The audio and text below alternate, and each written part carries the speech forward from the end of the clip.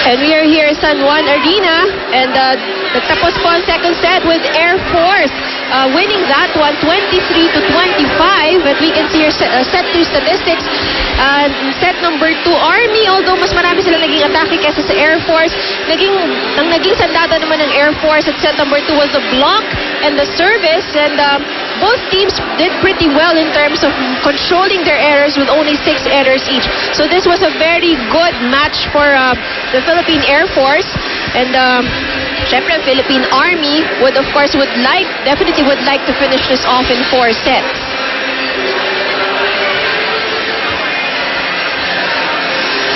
And as we begin the third set, we can see itong San Juan Arena talagang punong-puno. Wala na akong makitang bakante na mauupuan dito sa arena. All the excitement here in the finals. This is, of course, a battle for third, Philippine Army against the Philippine Air Force, as we are ready to begin with set number 3. And the leading scorers so far para sa ating dalawang sets, we have for Philippine Air Force is Yona Yonko with 12 points and Joy Cases with 6, and followed by Caballero and Ortiz also with 6 points apiece. Meanwhile, para naman po sa Philippine Army, Ging Balse nangunguna sa puntos with 10 points, followed by Jovelyn Gonzaga with 8, Jacqueline Lalarca with 7, at ang setter Tina Salak with 4 points. Mahaba-habang hapon ng volleyball ito. Definitely mahabang hapon. And the Philippine Air Force, syempre para sa kanila, hindi sila papayag na mananalo ng basta-basta ang Philippine Army na ganun kadali lang. Yes, indeed. Sets are tied, 1 apiece. Kung may lang kayong bumuton sa GMA News TV, 25-18, nanalo ang Army sa first set. Second set, na dawit ng Air Force. 25-23, bakbakan yun. First point belonging to the Air Force here. And Yona Yonko, Yari Yonko rather, scoring the first point for Air Force.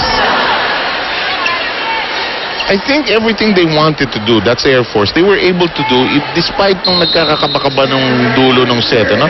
Nagawa ng Air Force i-reverse yung tide kahit paano. And although, masasabi ko, what I've observed also, they have not been consistently receiving well either. But yes, good point. Na ma-maximize naman, they're able to offset it in other areas. Like example, yung blocking, sa atake. Good job there from Joy Cases. Pag lumundag itong babaeng to, kinakabahan ako. Kasi, di ba, alam mo yung kabila, mayayanig. Pag lumundag yung parang siyang mag-high jump, kaya niya lundagin yung net. Sa ibabaw ng net. Sabi ko nga sa kanya, natinanong na natin dati, nasubukan mo namang mag-track and field, sir, badminton lang. May net pa rin no? 2-1 ang ating bilang. Balse, hello, tinaas. Tinaas. Nakakatuwa pag ginagawa yan kasi naalala mo ang practice na napakahirap yung drill na yan. Yung isang kamay lang gagamitin mo. Samantala, Salak. Ay, mababa. Mababa. Ang hindi ni-expect ni Balse yun. Lumusot. Off the hands of Gonzaga. Caballero has been scoring points off the hands of the blockers. I agree. Alam mo, ang bilis gumawa ng puntos ng Air Force, Shakey's for fun family pizza. It's got to be Shakey's. Sinusundan niyo po ang Shakey's B-League Open Conference. Battle for third Mamiahoan Championship. Smart Maynila laban sa Cagayan Rising Suns. Lamang ang Cagayan Rising Suns sa bakbakan na yun. Nakuha nila yung first game. Salak. Well done. Combination.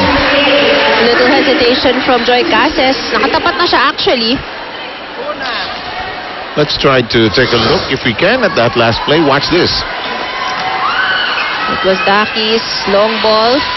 Si Daki's, you know it's coming, the open spike. But sometimes she just still has this quickness in which she does it. Saka naiilang ka doon sa gate Yung approach niya kung minsan hindi... Iba kasi yung approach niya than the other. So parang minsan hindi mo sure kung tama ba siya sa timing o hindi. Oo. Yun ang issue doon no? Yung pala, tas before you know it, na-scorean ka na. Good save from Air Force. Kombinasyon, hindi. Sinimplihan, Balmaceda, tinaas. They go to Caballero. Huli. Walang chance. That was too near the net. Regalo, sabi ni Jovelyn. Sayang.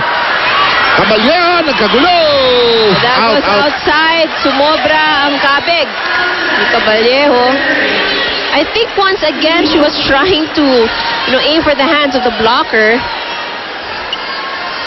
Unfortunately, Marami wala eh. umaandar sa isip niya at nung tinira niya yan, ano? Sa kamay ba, sa line, sa tusok, sa kabila, butas ba? Butas din kasi yung down the Oo, line actually, totoo. Daming nangyari at the same time there. Here's Yonko. Yonko simply performed well. Hello!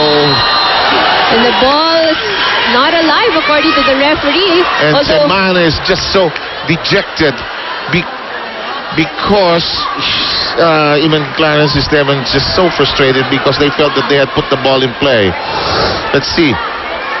let's see if we can catch that on replay. Well, Hard to tell from that yeah. angle. Natatakpan ni King. Natakpan ni King Balse. So anyway, that'll stay for this game of decorum, volleyball. I've seen a yellow card being issued here. Oh! Nagkagulo sa panig ng Air Force, lamang ng Army ng dalawa. So medyo nasaktan ng konti si Judy Caballejo. Naalog siya dun eh. Oo nga. 4 straight points ang Army, ha? Mula nung 3-1 ang count natin. Si Dakis, nakatira na yata dyan. Good serve. Don't forget, Rexona anti-freshman Caballejo. deodorant. Don't let you down.